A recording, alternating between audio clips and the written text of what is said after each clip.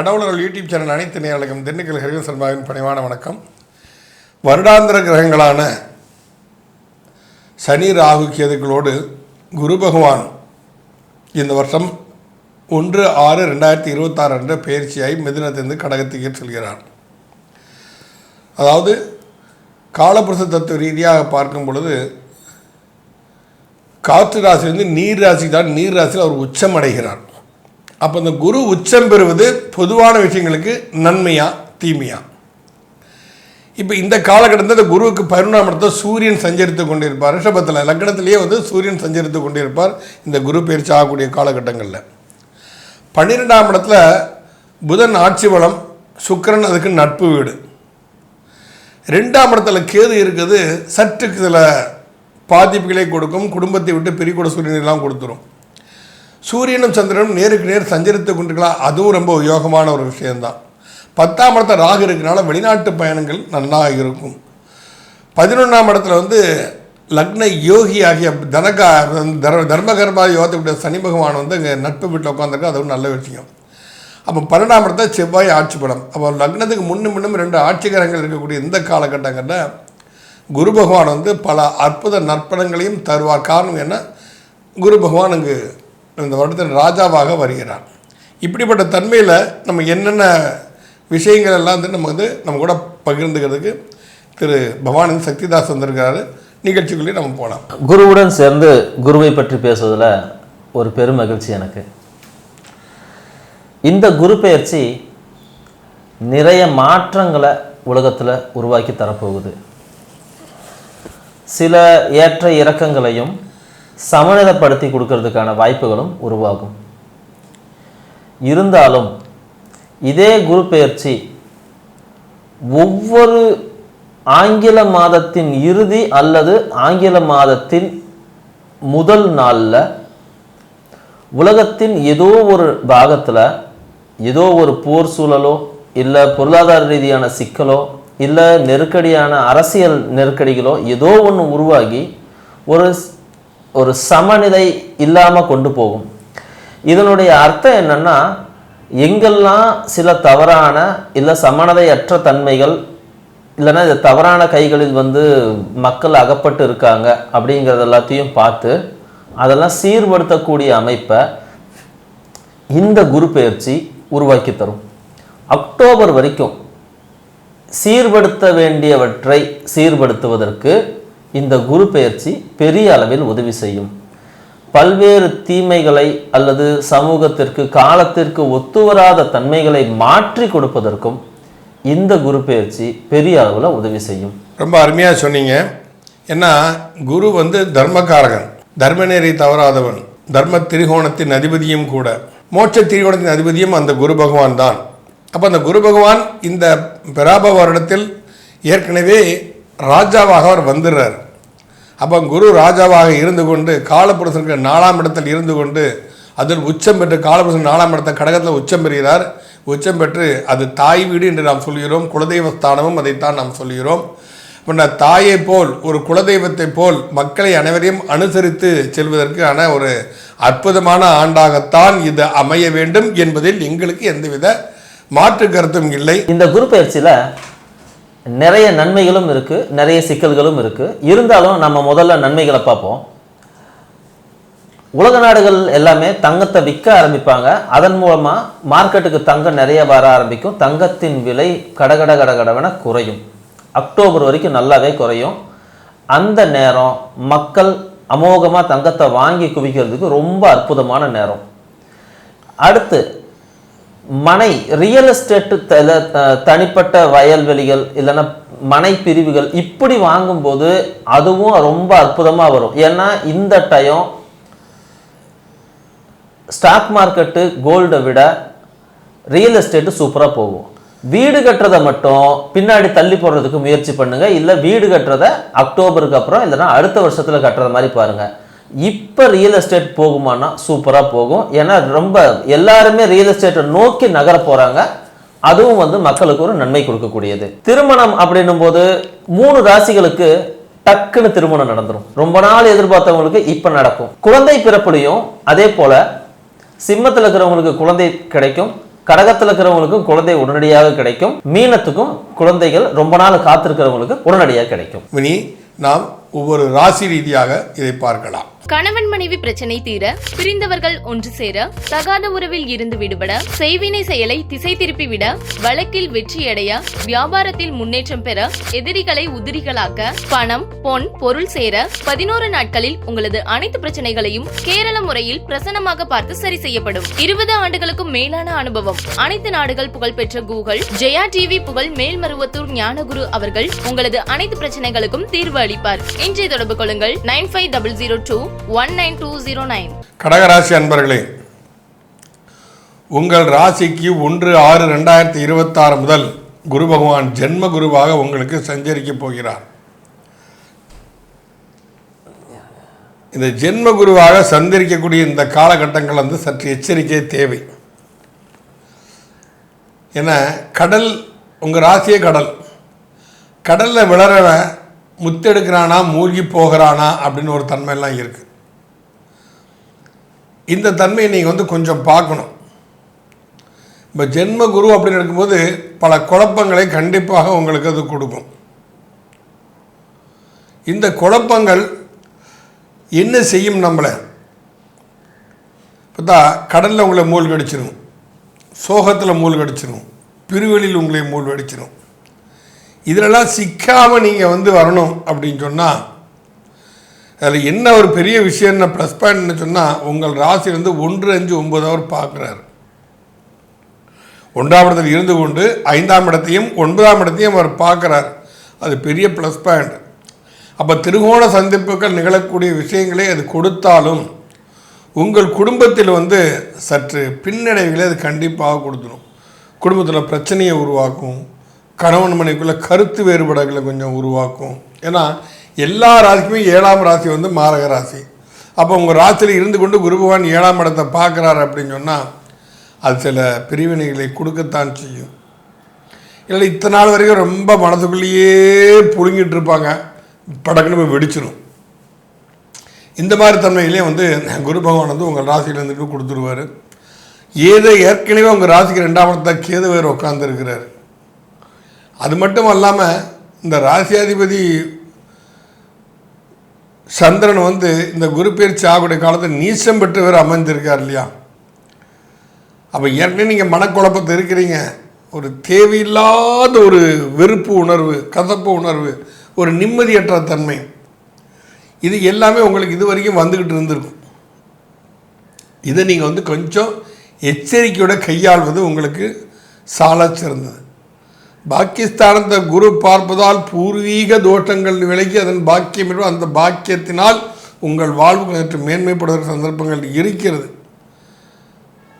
இருந்தாலும் இந்த குரு பகவான் வந்து 30/10/2026 27/1/2027 வரைக்கும் உங்கள் ராசிக்கு 2ஆம் இடத்துக்கு போயிடுவார். முதல்ல உங்கள் ராசிக்கு 12ஆம் இடத்துல இருக்கிறாரு, அப்புறம் உங்கள் ராசிக்கு வர்றாரு, உங்கள் ராசிக்கு 2ஆம் இடத்துக்கு போயிடுறாரு. இது வந்து அந்தளவு சாக்கியமானு கேட்டால் அது கொஞ்சம் சிரமமான ஒரு சூழ்நிலை தான் கடகராசிக்காரங்களுக்கு. வந்து ஏற்கனவே கடன்பட்டார் நெஞ்சம்போல் கலங்கினான் இலங்கை வேந்தன் என்பதை போல வந்து மனசு கலக்கத்திலே இருந்தது. ஏன்னா தண்ணியில் கல்லை தூக்கி போட்டால் எப்படி இருக்கும், அந்த மாதிரி ஒரு தன்மைத்தானே உங்களுக்கு வந்து அது கொடுத்துக்கிட்டு இருக்கிறதுனால இவருக்கு குரு பகவான். அப்போ இந்த பன்முகத்தன்மையோடு பயிற்சியாகக்கூடிய காலகட்டங்களில் வந்து இந்த குரு சஞ்சரிக்கிறதுனால வந்து கொஞ்சம் எச்சரிக்கை உணர்வு வந்து உங்களுக்கு கண்டிப்பாக தேவை.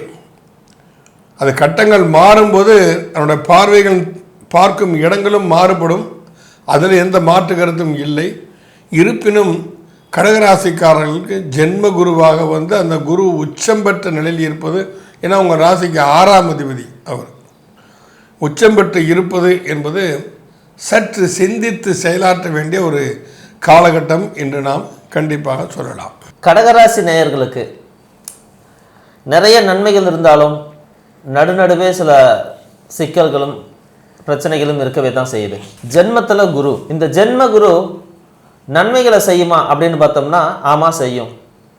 மிகப்பெரிய காரியங்களை சாதிக்கிறதுக்கு ஒரு நல்ல உந்துகோலாக இருக்கும். சமயத்தில் நீங்கள் ஒரு கிங் மேக்கராக இருப்பீங்க.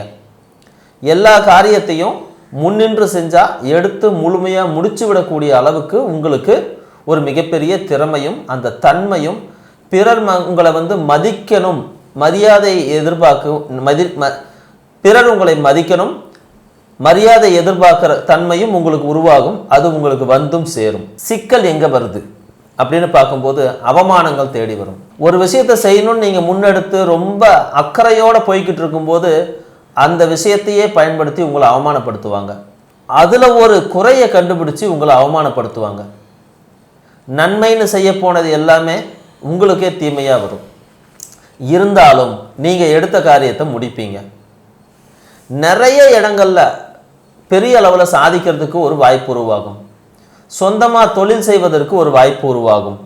9ஆம் இடத்துல இருக்கக்கூடிய சனி உங்களுக்கு தொழில் ரீதியாக திடீர்னு ஒரு நல்ல வாய்ப்பை கொடுக்கும். 10ஆம் இடத்துல இருக்கக்கூடிய செவ்வாய் நீங்கள் ஒரு இயந்திரம் சார்ந்தது, அப்புறம் கட்டுமானத்துறை, செங்கல், மணல், கம்பி, ஜல்லி இதை ஒட்டி இருக்கக்கூடிய தொழில் செய்கிறவங்களா இருந்தீங்கன்னா உங்களுக்கு ஒரு மிகப்பெரிய ஒரு ஏற்றம் இருக்குது. அரசியல் துறையில் இருக்கீங்களா, உங்களுக்கு ஒரு மிகப்பெரிய ஏற்றம் இருக்குது. ஆனால் எங்கே சிக்கல் வரும் அப்படின்னு இன்னொரு பக்கம் பார்த்தோம்னா குடும்பத்தில் சிக்கல் வரும். கணவன் மனைவி பிரிந்து போவதற்கு வாய்ப்புகள் உருவாகும். இல்லை அப்படின்னா திருமணம் இன்னும் ஒரு வருஷம் தள்ளி போகிறதுக்கும் வாய்ப்பு உருவாகும்.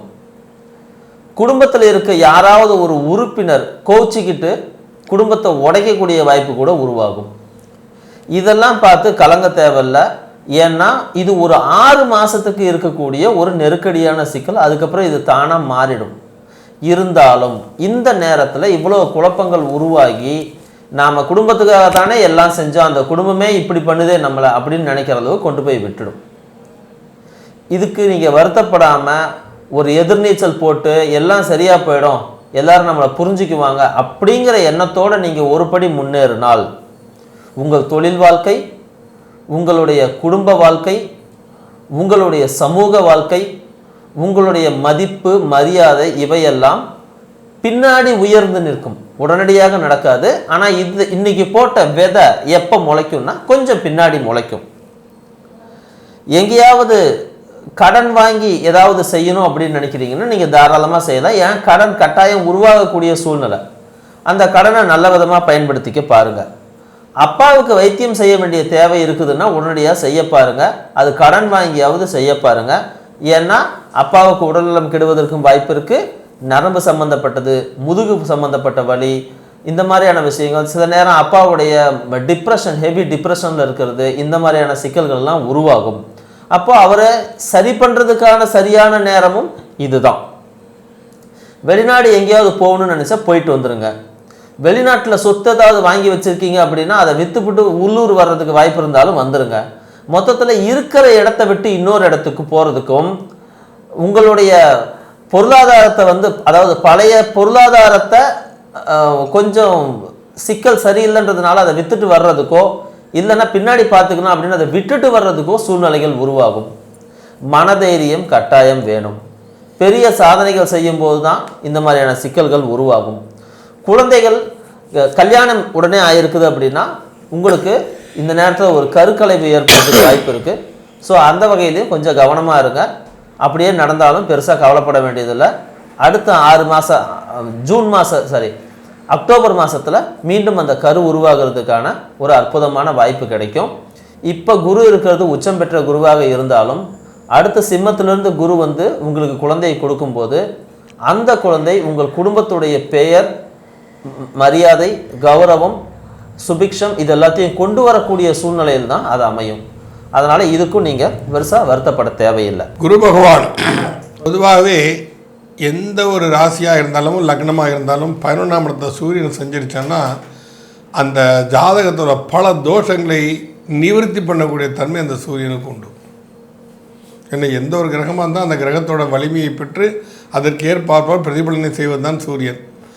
இப்போ உங்கள் ராசிக்கு லாபஸ்தானத்தில் 11ஆம் இடத்துல சூரியனை அமைஞ்சிருக்கார். அப்போ ஆனால் அதே சமயத்தில் அது கொஞ்சம் ஒரு பாதகஸ்தானமும் கூட. அந்த பாதகஸ்தானத்திலேயே அவர் உட்கார்ந்துருக்கிறார். அப்படிங்கும்போது சற்று எச்சரிக்கை உணர்வு தேவை. அதாவது சற்று எச்சரிக்கைன்னா என்ன, சூரியனாலே தலைமை பண்பு, அந்த தலைமை பண்போட அகங்காரம் சார்ந்த விஷயங்கள் சேர்ந்துவிடும்.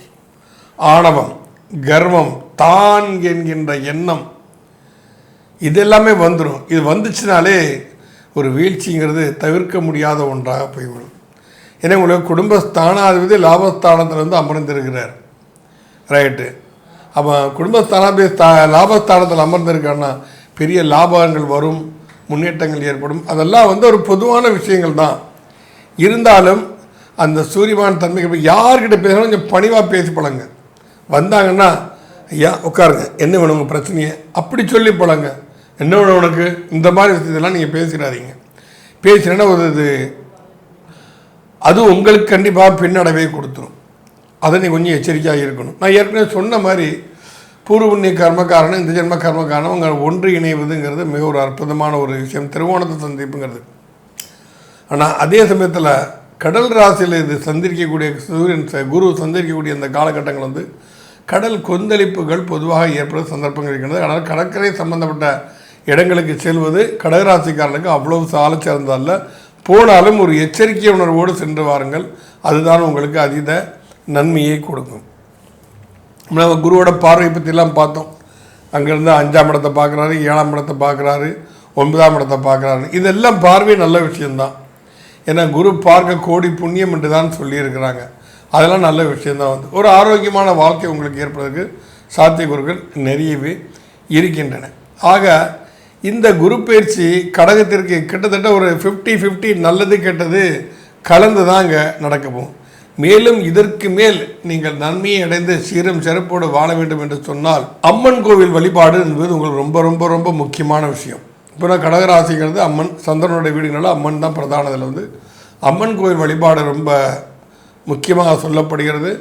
நீங்கள் செல்லக்கூடிய நேரத்தில் அம்மன் கோவிலில் அந்த அம்மன் கோயில் ஏதாவது நம்ம அன்னதானம் நடந்துகிட்டு இருந்தால் தயங்காமல் சொல்ல தாயோட பிரசாதம் நினச்சி அம்மா தாயே இன்றைக்கி நீங்கள் பிட்சைப்பட ரொம்ப சந்தோஷம்னு சொல்லி அங்கே வந்து உட்காந்து நீங்கள் அந்த அன்னதானத்தை கலந்துக்கங்க. அன்னதான சாப்பாடை சாப்பிடுங்க. நீங்கள் கண்டிப்பாக உங்களுடைய பிற தோஷங்களும் தீர்க்கப்பட்டு சீரும் சிறப்போடு வாழ்வதற்கான ஒரு வழி கிடைக்கும்.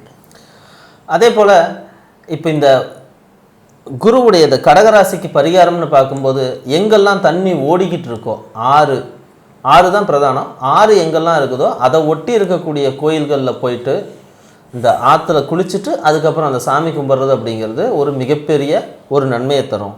ஆனால் நீங்கள் ஒரு முறை குளிச்சுட்டு இப்படிலாம் நடந்துடணும் அப்படின்னு எதிர்பார்க்க வேண்டாம்.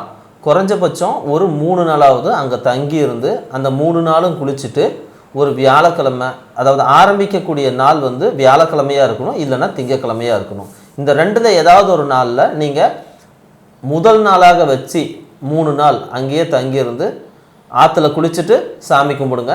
இதை செஞ்சுட்டு வரும்போதும் உங்களுக்கு ஏற்படக்கூடிய அவமானங்களை வந்து இது குறைப்பதற்கு ஒரு மிகப்பெரிய வாய்ப்பு கிடைக்கும். உங்களுடைய எமோஷனல் பேலன்ஸ் வந்து ஒரு பெரிய அளவில் பாதுகாக்கப்படும். கடவுள் அருள் டிவியை பார்த்தமைக்க நன்றிகள். மேலும் இது போன்ற தகவல்களை தெரிந்து கொள்ள கடவுள் அருள் டிவியை சப்ஸ்கிரைப் செய்யுங்கள். மறக்காமல் பெல் ஐக்கானை கிளிக் செய்யுங்கள். கணவன் மனைவி பிரச்சனை தீர, பிரிந்தவர்கள் ஒன்று சேர, தகாத உறவில் இருந்து விடுபட, செய்வினை செயலை திசை திருப்பி விட, வழக்கில் வெற்றியடைய, வியாபாரத்தில் முன்னேற்றம் பெற, எதிரிகளை உதிரிகளாக்க, பணம் பொன் பொருள் சேர 11 நாட்களில் உங்களது அனைத்து பிரச்சனைகளையும் கேரள முறையில் பிரசன்னமாக பார்த்து சரி செய்யப்படும். 20 ஆண்டுகளுக்கும் மேலான அனுபவம், அனைத்து நாடுகள் புகழ்பெற்ற கூகுள் ஜெயா டிவி புகழ் மேல்மருவத்தூர் ஞானகுரு அவர்கள் உங்களது அனைத்து பிரச்சனைகளுக்கும் தீர்வு அளிப்பார். இன்றைய தொடர்பு கொள்ளுங்கள் 9500219209.